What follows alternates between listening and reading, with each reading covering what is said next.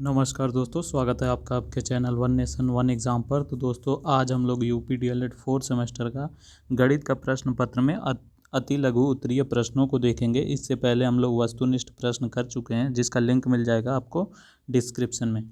तो चलिए वीडियो को शुरू करते हैं। इसमें वही प्रश्न शामिल हैं जो आपसे प्रीवियस ईयर पूछे गए हैं, साथ ही साथ वह प्रश्न भी शामिल है जो आपसे इस वर्ष पूछे जा सकते हैं। तो इसलिए वीडियो को एंड तक ध्यानपूर्वक अवश्य देखिएगा। तो पहला प्रश्न है, एक लंब वृत्तीय बेलन के आधार की त्रिज्या, यानी आपका कोई बेलन है, उसके आधार की यह त्रिज्या जो दी हुई है वह 5 सेंटीमीटर है और साथ ही साथ यह ऊंचाई दी हुई है 14 सेंटीमीटर। ठीक है, आपसे वक्र पृष्ठ पूछ रहा है। तो दोस्तों, जो पूछ रहा है उसका फॉर्मूला लिखिए, जो कि होता है 2 पाई आर एच, जहाँ पे हमें पाई की वैल्यू पता है, आर दिया हुआ है 5 सेंटीमीटर और एच भी दिया हुआ है 14 सेंटीमीटर। तो सब कुछ हम रख के बस इसको हल कर लेंगे। ठीक है, तो 7 दूनी 14, इसके बाद हम इसको गुणा कर लेंगे, 22 दूनी 44 और 5 दूनी 10। ठीक है, इसको गुणा करने पे 440 सेंटीमीटर स्क्वायर आ जाएगा। ठीक है दोस्तों, अब हम देखते हैं अगला प्रश्न जो है, वृत्त का व्यास दिया हुआ है और आपसे वृत्त की परिधि पूछ रहा है। तो परिधि होती है 2 पाई आर, जिसमें आर है परंतु हमें व्यास दिया हुआ है, तो हम व्यास का आधा कर लेंगे तो हमारा आर निकल आएगा। तो आर कितना आ जाएगा, 14 आ जाएगा। ठीक है, इसके बाद हम सब कुछ पुट कर देंगे, 2 गुणे 22/7 गुणे 14 और 7 से 14 दो बार में कट जाएगा।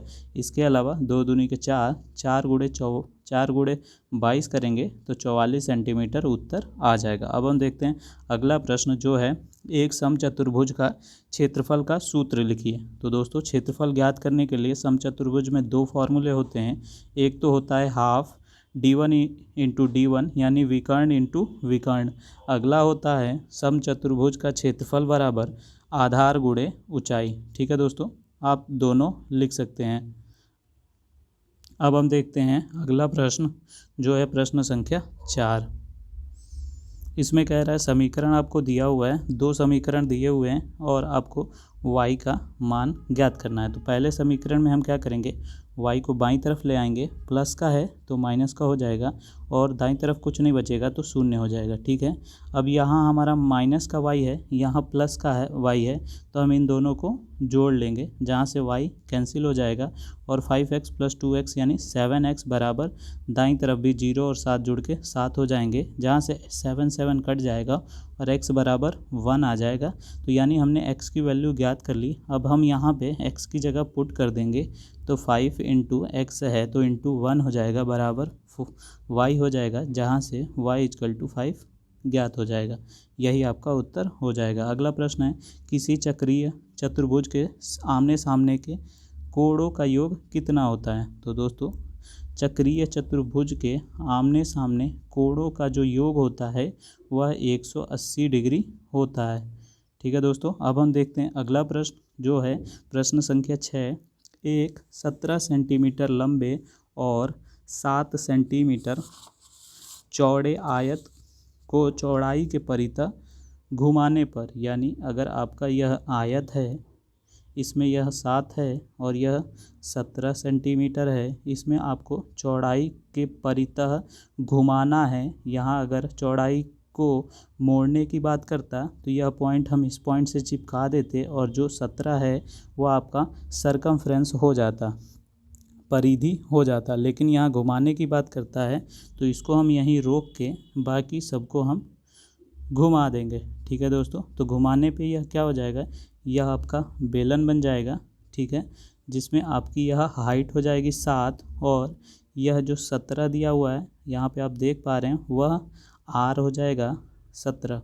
ठीक है, यानी आर आपका 17 आ गया और हाइट आ गई 7। ठीक है, इसके अलावा आपका फॉर्मूला होता है पाई आर स्क्वायर एच, जहाँ पे आपको आर पता है 17 है और पाई है 22/7 और आर है आपका 17 और घात 2 है तो 2 बार 17 लिखेंगे, गुणे एच हो जाएगा। एच क्या है, 7 है, तो फिर 7 से 7 कट जाएगा और 17 गुणे 17 करेंगे तो 289 आएगा। फिर इसको 22 से गुणा करेंगे तो हमारा उत्तर आ जाएगा 6358 सेंटीमीटर क्यूब। ठीक है दोस्तों, यही आपका उत्तर हो जाएगा। अब हम देखते हैं अगला प्रश्न जो है प्रश्न संख्या 7। एक वृत्त का क्षेत्रफल दिया हुआ है। ठीक है, जैसे ही क्षेत्रफल दिया हुआ है आप क्षेत्रफल का फॉर्मूला याद करिए, तो वह होता है पाई आर स्क्वायर। इसी के बराबर आपको 154 रख देना है और वृत्त की त्रिज्या ज्ञात हो जाएगी। तो इसके हमने इक्वल रख दिया पाई आर स्क्वायर। जहाँ से हमें पाई की वैल्यू पता है तो आर की वैल्यू भी ज्ञात हो जाएगी।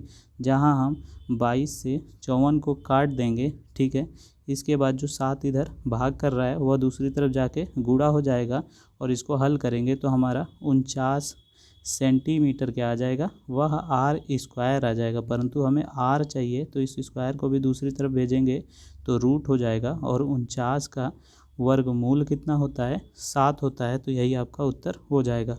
अगला प्रश्न है 1 + tan स्क्वायर बटे में 1 + sec बराबर sec ए लाना है। तो आप बायां पक्ष लेंगे यानी LHS लेंगे और इसमें आप एलसीएम ले लेंगे। तो एक की जगह जो यह बटे में है यह पूरा आ जाएगा जैसा कि आप यहाँ देख रहे हैं, और पूरा एलसीएम हो जाएगा 1 + sec। ठीक है, इसके बाद आप क्या करेंगे, यह 1 + tan स्क्वायर है जिसका फॉर्मूला होता है कि यह sec स्क्वायर हो जाएगा। इसके बाद यहाँ भी sec है, यहाँ भी sec है, तो हम क्या करेंगे sec को कॉमन ले लेंगे। तो एक ब्रैकेट में हमारा 1 + sec बचेगा और बटे में भी 1 + sec है जो आपस में कट जाएंगे और हमारा उत्तर आ जाएगा sec a जो दाएं पक्ष में है। तो यह हमने सिद्ध कर दिया, तो हम लिख देंगे हैंस प्रूव्ड। अगला प्रश्न है cos a आपको दिया हुआ है √3/2 हो तो आपको sin 2a ज्ञात करना है। तो दोस्तों यहाँ से आप a की वैल्यू ज्ञात कर लेंगे। तो √3/2 कॉस में कितना होता है, तो cos 30 की वैल्यू होता है। जहाँ से cos कट जाएंगे और a बराबर 30 डिग्री आ जाएगा। तो हम यहाँ a की जगह 30 रख देंगे, जो 2 से गुणा होगा तो 60 हो जाएगा और sin 60 की वैल्यू हमें पता ही है √3/2 होती है। अब हम देखते हैं अगला प्रश्न जो है 2x² + 7x + 5 का गुणनखंड करना है। तो दोस्तों ये जो आखिरी टर्म 5 है इसको x² के कोफिशिएंट के साथ गुणा करेंगे यानी 5 दूनी 10 आ गया। अब हमको इसके फैक्टर करने हैं और 5 के आगे जो साइन लगा है प्लस का वह प्लस करके हमें मिडिल टर्म 7 लाना है। तो इसके फैक्टर 5 और 2 हो जाएंगे, यानी अब हम 7 की जगह 5 + 2 लिख सकते हैं। ठीक है, तो इसके बाद 2x² + 5 + 2x + 5 हो जाएगा। जिसके बाद इस ब्रैकेट को हम ओपन कर देंगे तो 5 के साथ x चला जाएगा और 2 के साथ x चला जाएगा। उसके बाद हम शुरू के दो पदों में से जो कॉमन मिल रहा है वो कॉमन लेंगे। जैसे कि x कॉमन है तो कॉमन लेंगे तो ब्रैकेट में 2x + 5 बचेगा और दूसरे दो पदों में से कुछ भी कॉमन नहीं है तो हम 1 कॉमन लेंगे। तो हमारे दोनों ब्रैकेट में 2x + 5 आ गया। अब हम इस 2x + 5 को ही कॉमन ले लेंगे तो हमारे दूसरे ब्रैकेट में x + 1 बच जाएगा और यही उत्तर हो जाएगा। अगला प्रश्न है गुणनखंड कीजिए। तो दोस्तों इसमें भी आपको गुणनखंड करना है। तो जो आखिरी पद है इसको हम x² के कोफिशिएंट के साथ गुणा करते हैं। तो यहाँ पे कुछ नहीं है यानी 1 है, तो 12 को 1 से गुणा करेंगे तो आपका 12 आ गया। अब 12 के आगे जो प्लस लगा है यानी आपको प्लस करके मिडिल टर्म 7 लाना है। तो इसके फैक्टर 3 और 4 हो जाएंगे, जिसकी मदद से आप 7 की जगह 3 और 4 लिख सकते हैं। ठीक है दोस्तों, जैसे कि यहाँ लिखा हुआ है। इसके बाद हम ब्रैकेट को ओपन कर देंगे तो यह x दोनों के साथ गुणा हो जाएगा। ठीक है, उसके बाद हम शुरू के दो पदों में से x कॉमन ले लेंगे और आखिरी के दो पदों में से -3 कॉमन ले लेंगे। जिसके बाद ब्रैकेट में x - 4 बचेगा, जिसको हम कॉमन ले लेंगे तो दूसरे ब्रैकेट में x - 3 बचेगा और यही आपका उत्तर हो जाएगा। अगला प्रश्न है x² + 9x + 20 का गुणनखंड कीजिए। तो दोस्तों हम 20 के फैक्टर कर लेते हैं, जो कि इस प्रकार से होना चाहिए कि प्लस करने पे मिडिल टर्म 9 आ जाए। तो 20 का फैक्टर होता है 5 और 4, क्योंकि 5 4 जा 20। तो अब हम 9 की जगह क्या लिख सकते हैं, 5 + 4 लिख सकते हैं। तो x² + 9 की जगह 5 + 4 हो जाएगा। बाहर x है तो x रहेगा +20। अभी हम इस ब्रैकेट को ओपन कर देंगे तो x² + 5x + 4x + 20 हो जाएगा। जहाँ से हम शुरू के पद में से x कॉमन ले लेंगे और आखिरी के पदों में से 4 कॉमन ले लेंगे तो हमारा ब्रैकेट में x + 5 बचेगा। जिसके बाद हम इसी x + 5 को कॉमन ले लेंगे तो दूसरे ब्रैकेट में x + 4 बच जाएगा और यही आपका उत्तर हो जाएगा। अगला प्रश्न है cos 3θ + cos θ बटे में sin 3θ + sin θ दिया हुआ है और आपको दाईं तरफ cos 2 थीटा लाना है। तो दोस्तों यह cos c plus cos d का फॉर्मूला है, जिसमें cos c plus D by two हो जाता है, cos c minus D by two हो जाता है। इसी प्रकार साइन c प्लस डी का फॉर्मूला लगाएंगे तो 2 sine c plus D by two cos c minus D by two हो जाता है। ठीक है, इसके बाद यह क्या हो जाएगा दोस्तों, इसके बाद आप देख रहे होंगे कि इसके बाद क्या होगा दोस्तों, यह जो आप देख रहे हैं कि कॉस ऊपर जो है cos 3 थीटा माइनस थीटा बटे 2 है, इधर भी cos 3 थीटा माइनस 2 है, तो यह दोनों कैंसिल हो जाएंगे। इसके अलावा आपके पास क्या बचा, cos 3 थीटा प्लस थीटा यानी 4 थीटा बाई 2 बचा। इसके अलावा साइन 4 थीटा बाई 2 बचा, जिसमें से 4 जो है 2 से कट जाएगा तो ऊपर बचेगा cos 2 थीटा, नीचे बचेगा साइन 2 थीटा। इसके अलावा यहाँ भी 2 होता है तो यह 2 से 2 कैंसिल हो जाएगा और cos बटे साइन होता है cot। तो यह आपने सिद्ध कर दिया। अब हम देखते हैं अगला प्रश्न जो है tan square minus sine square theta is equal to tan theta into sine square theta आपको लाना है। तो दोस्तों 10 की जगह क्या होता है, 10 बराबर होता है साइन बटे में कॉस, तो हम यही साइन बटे में कॉस लिख देंगे। इसके बाद हम क्या करेंगे, आप देख रहे होंगे कि यह इसके बाद हम कॉस को एलसीएम ले लेंगे कॉस स्क्वायर, तो यहाँ भी कॉस स्क्वायर थीटा आ जाएगा, यहाँ होल बटे में कॉस स्क्वायर हो जाएगा।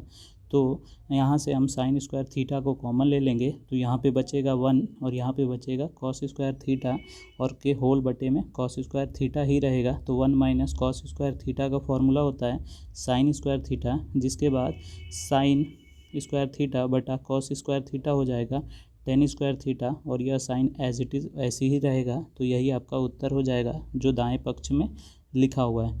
अगला प्रश्न है साइन 48 बटे में कॉस 42, जब यह जो होता है 48 और 42 दिया होता है यानी सम जो है वह 90 हो रहा है, तो आपको एक किसी पद को 90 माइनस थीटा में बदलना होता है। तो 48 को आप क्या लिख सकते हैं, 90 माइनस 42 लिख सकते हैं।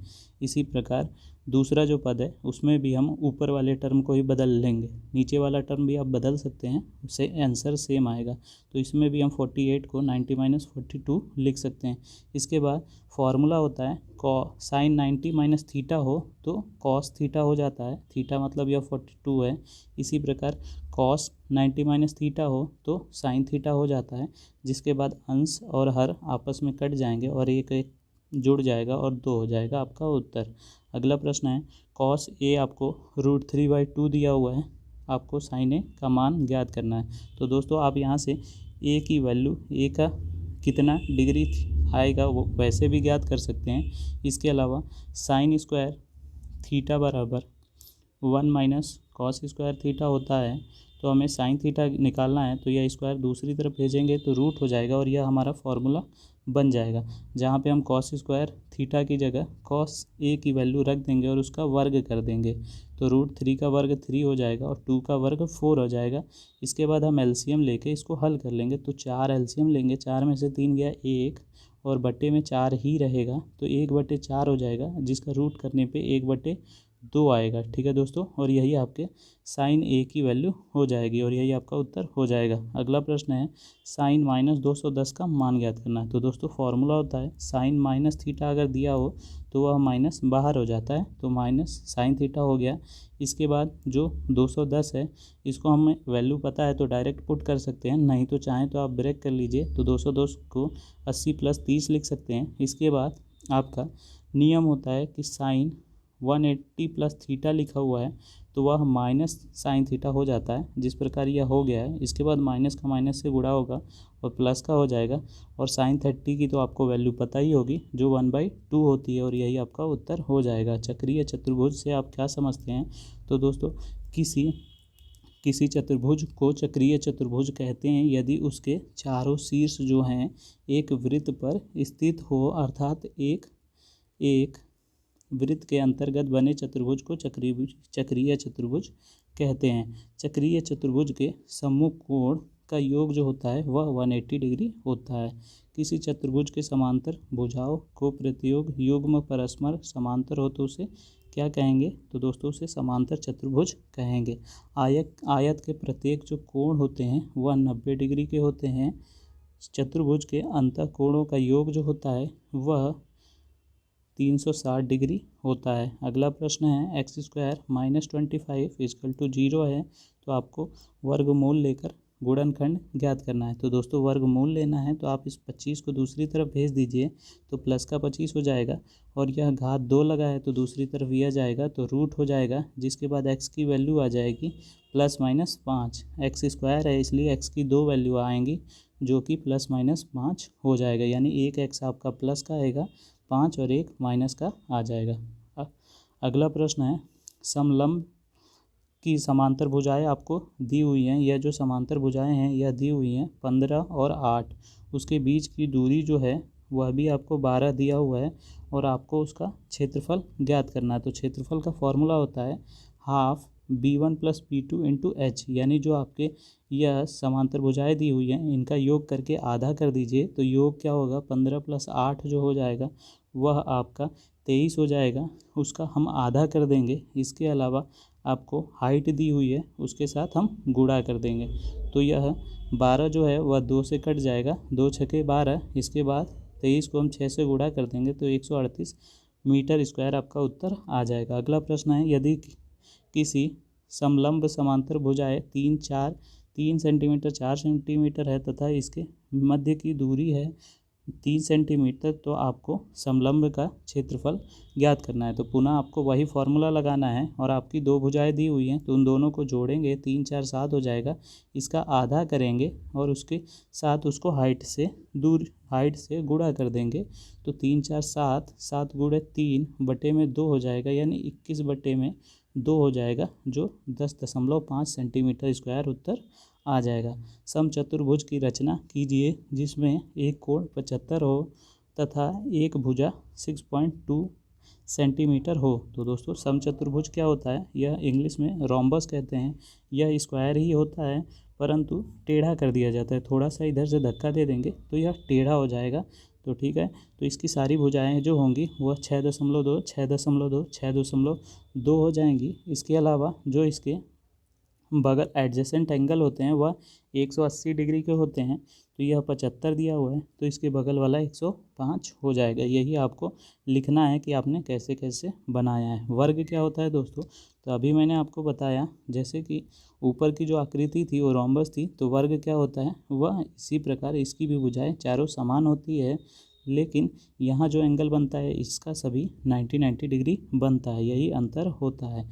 वह छोटी से छोटी प्राकृतिक संख्या ज्ञात कीजिए जिसे इसमें से घटाने पर शेषफल पूर्ण वर्ग बन जाए। तो दोस्तों हम इसका वर्गमूल निकाल लेंगे। ठीक है, वर्गमूल निकालने के लिए क्या होता है, 2 का पेयर बनाते हैं पीछे से, उसके बाद जो सबसे आगे वाली संख्या है उसको कट करने की कोशिश करते हैं, तो 2 का पेयर बन गया। अब 19 लाना है तो या तो 19 लाओ किसी संख्या का वर्ग करके जैसे, या फिर इससे छोटा लाओ, तो 4 चौके 16, या जो 19 से छोटा है। इसके बाद हम इसको घटा देंगे और यहाँ 4 से हमने किया तो 4 जोड़ देते हैं जिसके कारण यहाँ 8 आ गया। इसके अलावा यहाँ घटाएंगे तो 3 आएगा और अगला पेयर उतार देंगे जो कि 44 है। इसके बाद 8 के बाद ऐसी संख्या लिखो जिसको स्वयं से ही गुणा करने पर उसी के आसपास 344 के आसपास पहुँच जाए। तो हम 4 से गुणा करेंगे तो 84 गुणे 4 हो जाएगा 336, जो 344 के पास है। ठीक है दोस्तों, इसके बाद हम पुनः इसको घटाएंगे तो 8 बचेगा और नया पेयर उतारेंगे। यहाँ आपने 4 से किया तो 4 जोड़ देंगे तो 84 + 4 88 हो गया। अब आपको 88 के बाद कौन सी संख्या लिखें कि 891 के पास पहुंच जाए, तो अगर हम 1 से ही गुणा करते हैं तो वो 881 हो जाएगा और इसके पास पहुंच जाएगा, जिसके बाद घटाने पर 10 रिमाइंडर बचेगा और अब कोई पेयर नहीं है, तो यही आपका शेषफल हो जाएगा, जिसको अगर आप इसमें से घटाते हैं तो जो बचेगा वह पूर्ण वर्ग हो जाएगा। ठीक है दोस्तों, तो आपसे शेषफल पूछ रहा था कि क्या घटाएंगे तो 10 उत्तर हो जाएगा। अगला प्रश्न है x² - x - 7 का गुणनखंड कीजिए। तो दोस्तों आपको क्या करना है, ये जो आखिरी पद दिया हुआ है इसके फैक्टर कर लीजिए जो कि 7 गुणे 1 हो जाएगा, और आपको घटा कर यह जो मिडिल टर्म है इसका कोफिशिएंट लाना है। तो x² यहाँ अब हम क्या लिख सकते हैं, 7 - 1 लिख सकते हैं, और बाहर x है तो x ही रखेंगे, -7 हो जाएगा, जिसके बाद हम ब्रैकेट को ओपन कर देंगे तो x² - 7x plus x minus 7 हो जाएगा। इसके बाद शुरू के दो पदों में जो कॉमन मिल रहा है उसको कॉमन ले लेंगे और आखिरी के दो पदों में कुछ भी कॉमन नहीं है तो हम x1 को कॉमन ले लेंगे। अब दोनों ब्रैकेटों में x माइनस 7 है और इसके अलावा क्या बचा, x प्लस 1 बचा। तो एक ब्रैकेट में x माइनस 7 हो जाएगा और एक ब्रैकेट में x प्लस 1 हो जाएगा, जहाँ से x की वैल्यू आपकी क्या आ जाएगी, एक आ जाएगी प्लस की 7 और एक आ जाएगी माइनस की 1 और यही आपका उत्तर हो जाएगा। अगला प्रश्न है सेक 30 दिया हुआ है माइनस 2 कॉट 45, यहाँ प्लस दिया हुआ है, इसके बाद यहाँ माइनस दिया है तो यह प्लस माइनस माइनस हो जाएगा। ठीक है, साइन 30 दिया हुआ है और 2 कॉस 0 डिग्री दिया हुआ है, तो सबकी वैल्यूज़ आपको बस पुट करनी है। तो सेक 32/√3 हो जाएगा। इसके अलावा -2 है तो 2 कॉट 45 क्या हो जाएगा, 1 हो जाएगा और प्लस माइनस माइनस हो गया। इसके अलावा 4/√3 था, √3 है गुणे साइन 30 क्या होता है, 1/2 होता है और 2 है तो 2 और कॉस 0 डिग्री क्या होता है, 1 होता है। इसके बाद 2 दूनी के 4 यानी यह -2/√3 बचा, यह प्लस का 2/√3 है तो यह दोनों कट जाएंगे। इसके अलावा यह जो है यह प्लस का 2 है और यहाँ माइनस का 2 है तो यह भी कट जाएंगे और आपका उत्तर 0 आ जाएगा। अगला प्रश्न देखते हैं दोस्तों, जो है प्रश्न संख्या 30, दो सिक्का उछालने पर क्या परिणाम प्राप्त होंगे। तो दोस्तों सिर्फ परिणाम की बात कर रहा है तो एक सिक्के में कितने पहलू होते हैं, 2 होते हैं और 2 सिक्कों की बात हो रहा है तो इसका वर्ग कर देंगे और आपका उत्तर 4 आ जाएगा। इसके अलावा अगर आप समझना चाहते हैं तो 2 सिक्कों को उछालेंगे तो हेड हेड आ सकता है, हेड टेल आ सकता है, टेल हेड आ सकता है और टेल टेल आ सकता है, जहाँ से आप देख सकते हैं कि आपको कुल जो परिणाम बनेंगे वह 4 बनेंगे और यही 4 आपका उत्तर हो जाएगा। अगला प्रश्न है किसी शंकु की तिरछी ऊंचाई आपको दी हुई है 21 सेंटीमीटर, त्रिज्या 8 है, शंकु का वक्र पृष्ठ ज्ञात करना है। तो वक्र पृष्ठ का फॉर्मूला लिखिए और दी हुई सारी वैल्यूज़ को इस पर पुट कर दीजिए, जिसमें आपको पाई की वैल्यू पता है 22/7 होती है और आपको जो त्रिज्या है वह 8 दी हुई है। इसके अलावा ऊंचाई दी हुई है 21, इसको आप हल कर लेंगे तो 7 त्रिके 21, इसके बाद इसको गुणा करेंगे तो 528 वर्ग सेंटीमीटर आपका उत्तर आ जाएगा। अगला प्रश्न है घनमूल 343 का गुणे 576, तो इसका घनमूल करेंगे तो 7 आता है और इसका वर्गमूल करेंगे तो 24 आता है, जिसको हम गुणा कर लेंगे तो 148 आता है। अगला प्रश्न है गुणनखंड विधि से आपको इसका जो है वह घनमूल निकालना है। तो आप इसको कट करेंगे कि किस संख्या से कटता है, तो 3 से कटेगा तो 243 आएगा, फिर से 3 से कटेगा 81 आएगा, इसी प्रकार फिर से 3 से कटेगा 27 आएगा और फिर से 3 से कटकर 9 आएगा और फिर से 3 से कटकर 3 आएगा, जिसके बाद 1 3 3 हो जाएगा। तो आप देख रहे होंगे यह घनमूल है, यानी आपको किसी स्वयं खुद की संख्या के 3 पेयर बनाने हैं। तो यहाँ तक तो 3 पेयर बन गए, यहाँ एक और बन जा रहा है तो यह 3 गुणे 3 हो जाएगा, यानी यह 9 का क्यूब होता है या फिर 729 का घनमूल 9 होता है। निम्नलिखित संख्याओं दी हुई हैं, आपको औसत ज्ञात करना है तो दी हुई संख्या को जोड़ लीजिए और जितनी संख्याएं हैं उससे भाग कर दीजिए। तो आप यह करेंगे तो 5.1 उत्तर आ जाएगा। अगला प्रश्न है दी हुई संख्याओं का बहुलक होगा। तो दोस्तों जो संख्या दी हुई है, बहुलक का मतलब होता है वह संख्या जो बहुत बार आई हो या बाकी संख्याओं से ज़्यादा बार आई हो। तो 1 3 और जो 6 है वह बाकी संख्या 8 और 9 से ज़्यादा बार आई हैं, तो यही आपका बहुलक हो जाएगा। अगला प्रश्न दी हुई संख्याओं का आपको माध्यिका ज्ञात करना है। तो जो संख्या दी हुई है इसको पहले आप आरोही क्रम में करेंगे, इसके बाद इसको गिनेंगे तो विषम आएगा, तो विषम के माध्यिका का फॉर्मूला लगाएंगे जो n+1/2वां पद होता है। तो n क्या है, 13 है, तो 13 + 1 14, 14/2 यानी 7वां पद हो जाएगा। तो इसमें से आप देखेंगे कि कौन सा 7वां पद है, तो वह 5 है और वही आपका उत्तर हो जाएगा। अगला प्रश्न है दी हुई संख्याओं का माध्यिका ज्ञात कीजिए। तो पुनः आपको इसे आरोही क्रम में करेंगे, इसके बाद इसको गिनेंगे तो 11 है, तो 11 वाला जो है वह विषम है, तो विषम का फॉर्मूला लगाएंगे तो 11 + 1 12, 12/2 यानी छठा पद जो होगा वह हमारे आरोही क्रम में से जो होगा वही उत्तर आ जाएगा और वह उत्तर आएगा 6। कर्णी चिन्ह क्या होते हैं दोस्तों, तो यह कर्णी चिन्ह होता है। ठीक है, इसको अगर हम मूल में बदलें तो यह 1/2 होता है। ठीक है, जैसे कि यह लिखा हुआ है तो हम इसे कर्णी 2 पढ़ेंगे, यह लिखा है तो आप इसे कर्णी 3 पढ़ेंगे। कर्णीगत राशियाँ लिखिए। तो आपको कोई भी संख्या करनी के अंदर लिख देनी है। अगला प्रश्न है दोस्तों प्रश्न संख्या 40, करनी का घातांक बताइए।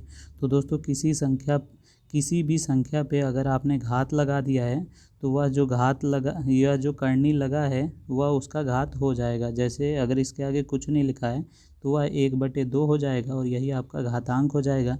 इसके अलावा अगर यहाँ 3 लिखा है तो यह आपका इसमें घातांक होगा 1/3। अगला प्रश्न है घनमूल निकालने की विधियाँ जो होती हैं वह 2 विधि से मैं ऑलरेडी इसी वीडियो में करा चुका हूँ। वही 2 विधियाँ होती हैं, गुणनखंड विधि और लघु विधि। बेलन क्या होता है दोस्तों, तो जब कोई आयत होता है और उसे हम किसी भुजा के परितः घुमा देते हैं तो वह हमारा बेलन बन जाता है। ठीक है दोस्तों, जिसमें यह त्रिज्या होती है और यह हाइट होती है। शंकु क्या होता है, तो शंकु को वह होता है जिसमें हम समकोण को घुमा देते हैं। तो यह आपका समकोण है, इसे आप घुमा देंगे तो यह आपका बेलन बन जाएगा। जिसमें यह जो कर्ण है, जो हमारे समकोण का कर्ण था, उसे हाइट कहते हैं, जिसको आप उसी पाइथागोरस थ्योरम से ही निकालते हैं। और इसके अलावा इसके वॉल्यूम का फॉर्मूला हो जाता है 1/3 पाई r स्क्वायर h। यदि आपको 24 सेंटीमीटर ऊंचाई वाले एक लंबवृत्तीय शंकु का आयतन इतना दिया हुआ है तो आपको त्रिज्या कितनी होगी। तो अभी जो मैंने फार्मूला बताया उसी फार्मूले के बगल में इसको रख दीजिए और हल कर दीजिए। जहाँ से आपको h दिया हुआ है, पाई आपको पता ही है, तो r निकल आएगा और वह 7 सेंटीमीटर आएगा। अगला प्रश्न है एक शंक्वाकार टंकी की ऊंचाई इतनी दी हुई है, इसके अलावा उसका आधार का व्यास दिया हुआ है और आपको त्रियक ऊंचाई ज्ञात करनी है। तो त्रियक ऊंचाई में क्या होता है, फॉर्मूला अभी बताया, √h² + r²। तो यहाँ आपको डायमीटर दिया है तो इसका आधा कर लीजिए, 32 हो जाएगा और इसी फॉर्मूले में आप इसको रख देंगे। जिसको हल करेंगे तो आपका उत्तर 68 सेंटीमीटर आ जाएगा। अगला प्रश्न है एक लंबवृत्तीय शंकु के आधार का व्यास दिया हुआ है और आपको त्रियक ऊंचाई पूछ रहा है तो इसका फिर से आप आधा कर लेंगे तो आपका रेडियस हो जाएगा 2 सेंटीमीटर और आपको हाइट दी हुई है 23, जिसको आप फॉर्मूले में रख देंगे, r की जगह 2 और हाइट की जगह 23, और जिसके बाद इसको आप हल करेंगे तो आपका 23.08 सेंटीमीटर उत्तर आ जाएगा। अगला प्रश्न है दी हुई संख्याओं का औसत ज्ञात कीजिए। तो सभी संख्याओं को जोड़ दें और जितनी संख्याएं हैं उससे भाग कर दें तो हमारा औसत ज्ञात हो जाएगा। अगला प्रश्न है 2 समान आयतन वाले बेलनों का जो व्यास है वह 3/2 के अनुपात में है, उनकी ऊंचाइयों का अनुपात ज्ञात कीजिए। तो दोस्तों ऊंचाइयों का अनुपात आपको ज्ञात करना है तो क्या होगा, जो यह दिया हुआ है वह व्यास दिया हुआ है, जहाँ से आप रेडियस चाहें तो रेडियस भी ज्ञात करते हैं। तो व्यास का आधा रेडियस होता है तो 3/2 और इसके अलावा 2/2 करेंगे, यानी आपका जो रेडियस आएगा वह भी इसी अनुपात में आएगा जो कि 3/2 होता है। इसके अलावा हमें ऊंचाइयों में अनुपात कितना होगा निकालने के लिए कोई फॉर्मूला ऊंचाई में चाहिए, जो कि होता है आयतन का फॉर्मूला पाई r² h, जिसमें से अगर हम 2 आयतन रखते हैं तो पाई से पाई कट जाएगा। इसके अलावा हमारे पास r क्या है, 3/2 है, तो इसका वर्ग कर देंगे और हमें रेशियो ज्ञात करना है तो इसको दूसरी तरफ भेजेंगे तो जो हर है वो अंश हो जाएगा और जो अंश है वह हर हो जाएगा और यही आपका उत्तर आ जाएगा 4/9। एक खोखली बेलनकार नली जो लोहे की बनी है, ठीक है, 20 सेंटीमीटर लंबी है, इसकी बाहरी और आंतरिक व्यास क्रमशः, जैसे कि आपको एक खोखली नली दी हुई है इस प्रकार से और इसकी कुछ मोटाई दी हुई है यहाँ पे, तो इसकी मोटाई के बाद का जो व्यास है वो 8 है, जिससे हम इसकी त्रिज्या 4 निकाल लेंगे। और इसके अलावा जो पतला है या जो खोखलापन है उसका 6 है, तो जिसका 3 हो जाएगा। अब हम इसके वॉल्यूम से इसके वॉल्यूम को घटा देंगे तो अंदर की स्पेस की वॉल्यूम पता चल जाएगी। तो हम यही करेंगे, आयतन बराबर पाई r² h1 यानी जो बड़ा वाला है उसमें से छोटा वाला h2 घटा देंगे और हमारा आयतन आ जाएगा 440 सेंटीमीटर स्क्वायर। 2 बेलनों का आधार की त्रिज्याएँ आपको 2/2:3 दिया हुआ है और आपको उनकी ऊंचाइयों का अनुपात 5/3 दिया हुआ है। तो आयतनों का अनुपात ज्ञात कीजिए। तो दोस्तों आप पहले आयतन लिखेंगे, ठीक है, तो आयतन क्या होता है, पाई r² h, ठीक है। पाई आर स्क्वायर एच अनुपात में पूछ रहा है इसलिए 2 लिखेंगे। इसके अलावा पाई से पाई कट जाएगा और जो आपको आर दिया हुआ है वह 2/3 है, तो यहाँ 2 हो जाएगा, यहाँ 3 हो जाएगा, जो कि वर्ग हो जाएगा तो 4 और बटे में 9 हो जाएगा। इसके अलावा यहाँ क्या हो जाएगा, 5 हो जाएगा और यहाँ क्या हो जाएगा, 3 हो जाएगा। तो आपका 5 चौके 20 बटे में 27 यानी 20:27 उत्तर आ जाएगा। अगला प्रश्न है, किसी बेलन की ऊंचाई और आपको त्रिज्या दी हुई है तो आपसे आयतन पूछ रहा है, तो आप आयतन का फॉर्मूला लिखेंगे और उसमें दिखाएंगे कि आर जो है वह किसको डिनोट कर रहा है। अगला प्रश्न है कि आपको गुणनखंड करना है, तो एक्स स्क्वायर, तो जो आखिरी पद है इसके फैक्टर कीजिए जिससे प्लस करने पर मिडिल टर्म आ जाए। तो 5 + 4 करेंगे तो 9 आ जाएगा, यानी हम 9 की जगह 5 + 4 लिख देंगे और उसके बाद ब्रैकेट ओपन करेंगे तो यह आ जाएगा, जिसमें हम शुरू के 2 पदों में से x कॉमन लेंगे और आखिरी के 2 पदों में से 4 कॉमन लेंगे। तो हमारा उत्तर x + 5 और x + 4 आ जाएगा। अगला प्रश्न है, यह दिया हुआ है, आपको बहुलक ज्ञात करना है, तो जो शून्य है वह सबसे ज़्यादा बार आया है तो वही आपका बहुलक हो जाएगा। अगला प्रश्न है, घनमूल 125 × 343 का मान ज्ञात करना है, तो इसका घनमूल 5 हो जाएगा, इसका घनमूल 7 हो जाएगा और 5 × 7 = 35 हो जाएगा। अगला प्रश्न है, आपको गुणनखंड करना है, तो यह a² बन रहा है 3/7 का होल स्क्वायर, यह b² बन रहा है 2b का होल स्क्वायर, तो यह a - b a+b हो जाएगा। अगला प्रश्न है, परिधि यानी सरकमफ्रेंस क्या होता है, तो दोस्तों जो सर्कल का परिमाप होता है या फिर वृत्त को घेरने वाली रेखा परिधि कहलाती है। अगला प्रश्न है, रेडियस क्या होता है दोस्तों, तो केंद्र से परिधि तक की दूरी को त्रिज्या कहते हैं यानी रेडियस कहते हैं। केंद्र क्या होता है, तो वृत्त के अंदर केंद्र पर वह बिंदु होता है जहाँ से वृत्त की परिधि समान दूरी पर बनी होती है। डायमीटर क्या होता है, तो रेडियस का 2 गुना होता है या फिर परिधि से परिधि तक जाने वाली, केंद्र से होकर जाते हुए परिधि से परिधि तक जाने वाली जो रेखा गुजरती है उसे डायमीटर कहते हैं। जीवा क्या होता है, तो जीवा ऐसी रेखा है जो दोनों तरफ परिधि से मिलती है परंतु केंद्र से होकर नहीं गुजरती है, और केंद्र से जो होकर गुजरती है उसको सबसे बड़ी जीवा कहते हैं। अगला प्रश्न है, आपको यह समीकरण दिया हुआ है, इसको हल करना है। तो जैसे कि आप पहले जो होता है वो x² वाला टर्म लिखते हैं और बीच में x वाला और आखिरी में बिना x वाला, इस प्रकार लिख लीजिएगा। फिर आखिरी जो पद 30 दिया हुआ है इसका फैक्टर कीजिए और मिडिल टर्म लाइए, तो 5 × 6 = 30 हो जाएगा, 5 × 6 = 30 होगा, तो यह 13 नहीं आएगा, यानी हम इसको 10 × 3 करेंगे जिससे यह मिडिल टर्म 13 आ जाएगा। वहाँ पे अब हम 13 की जगह 10 + 3 लिख सकते हैं, जिसके बाद हम ब्रैकेट ओपन करेंगे। दोस्तों 10 + 3 भी नहीं होगा क्योंकि यहाँ माइनस लगा हुआ है, तो हमको माइनस करके लाना है ना कि जोड़ के, ठीक है। तो यहाँ पे क्या हो जाएगा, 15 × 2 हो जाएगा, जहाँ हम 13 की जगह 15 - 2 लिख सकते हैं। उसके बाद ब्रैकेट ओपन कर देंगे और जो कॉमन दिख रहा है उसको कॉमन ले लेंगे।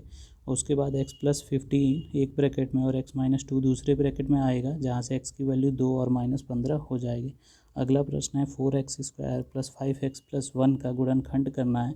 तो दोस्तों आप क्या करेंगे, जो यह 1 है इसको x² के कोफिशिएंट के साथ गुणा करेंगे तो 4 आ गया। अब 4 के फैक्टर करिए और 5 बनाइए, तो 4 का फैक्टर 4 और 1 होता है, तो अब हम 5 की जगह 4 + 1 लिख लेंगे और उसके बाद ब्रैकेट ओपन करेंगे तो यह आ जाएगा। उसके बाद शुरू के 2 पदों में से 4x कॉमन लेंगे और आखिरी के 2 पदों में से 1 कॉमन लेंगे, तो x + 1 एक ब्रैकेट में और 4x + 1 दूसरे ब्रैकेट में आ जाएगा और यही आपका उत्तर हो जाएगा।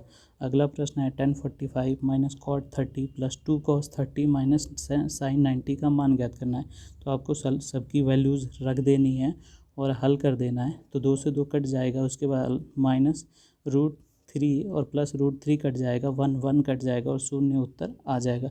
अगला प्रश्न है, sin 75 + sin 15 जो है वह है sin c + d का फॉर्मूला लगाया, तो 2 sin c + d/2 cos c - d/2 हो जाएगा, जहाँ से आपका यह आ जाएगा 2 sin 45, जिसकी आप वैल्यू रख देंगे और cos 30 की भी वैल्यू रख देंगे, तो आपका उत्तर जो आ जाएगा वह आ जाएगा दोस्तों √6/2। अब हम देखते हैं अगला प्रश्न जो है जो है सिद्ध करना है आपको। यह जो दिया हुआ है इसमें क्या है, यहाँ पे यह जो +1 है यह बाहर लिखा हुआ है। इसके बाद हम क्या करेंगे, यह जो है tan a + b का फॉर्मूला लिखा है तो tan 69 + 66 हो जाएगा, जिसको जोड़ने के बाद 135 आ जाएगा। इसकी वैल्यू -1 होती है और +1 के साथ जब जुड़ेगी तो 0 हो जाएगी। अगला प्रश्न है 8000 का घनमूल क्या होगा।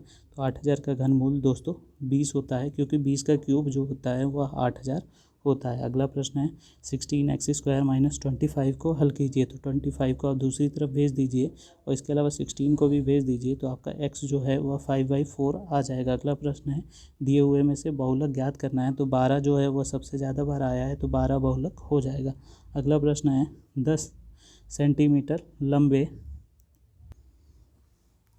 अगला प्रश्न है दोस्तों 10 सेंटीमीटर लंबे, यानी हम बना लेते हैं 10 सेंटीमीटर लंबे और 3.5 सेंटीमीटर चौड़े को लंबाई के परितः घुमाने पर, यानी इसको रोक कर यहाँ पे आपको घुमाना है ना कि मोड़ना है। तो आप इसको यहाँ पे घुमा देंगे तो आपकी हाइट हो जाएगी इतनी और रेडियस हो जाएगी इतनी, जहाँ से आप फॉर्मूले पे रख के इसकी जो है आयतन ज्ञात कर लेंगे। तो पाई होता है 22/7। इसके अलावा आपको रेडियस दिया हुआ है 3.5, जिसकी घात 2 है तो 2 बार लिखेंगे और इसको गुणे 10 हाइट से कर देंगे। इसके बाद हम इसको हल करेंगे तो 385 सेंटीमीटर क्यूब आपका उत्तर आ जाएगा।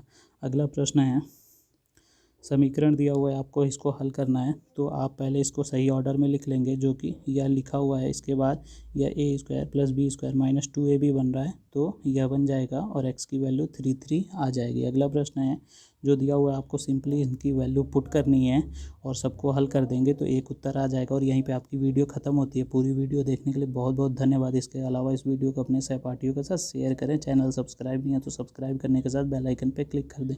धन्यवाद दोस्तों।